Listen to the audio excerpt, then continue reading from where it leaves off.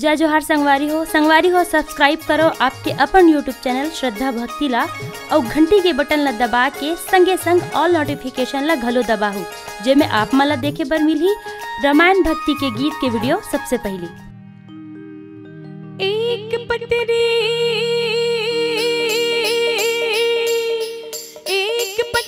रेनी झेली रात दुर्गा देवी तोर शीतल छाव चौकी चंदन पे ढोली गौरी के होठे मान गौरी के होठे मान तुम्हार करो बस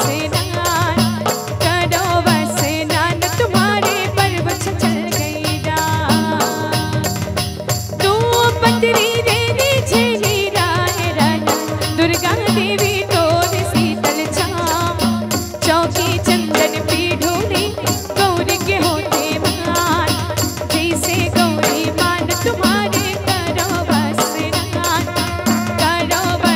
नान तुम्हारे पर्व चल गया।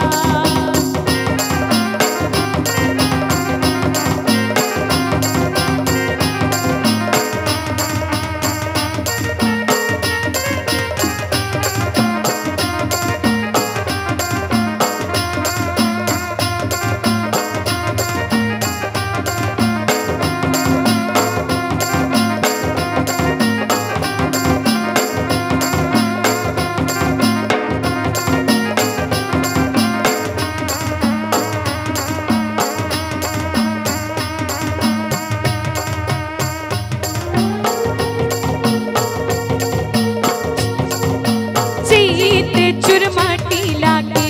मड़वा गड़ावो बैसाख बेटी बिटा के बिहार जावो चीते में चुरमाटी के जीतन जुड़ावो बैसाख बेटी बिटा के बिहार जावो मोर चलो चलो चलो दुलरवा कलसा पर खावो कलसा पर खा के सुंदर देना जलावो मोर चलो चलो चलो दुलरवा कलसा पर खावो आरती सजावो।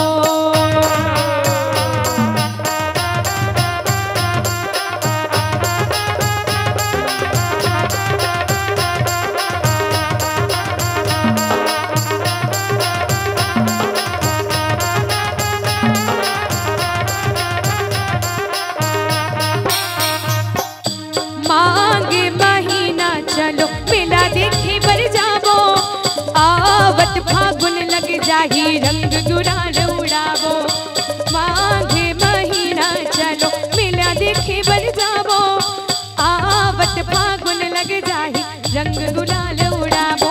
मर चलो चलो चलो दुलरवा कलसा पर खावो कलसा पर खा के सुंदर आरती सजावो मोर चलो चलो चलो दुलरवा कलसा पर खावो कलसा पर खा के सुंदर आरती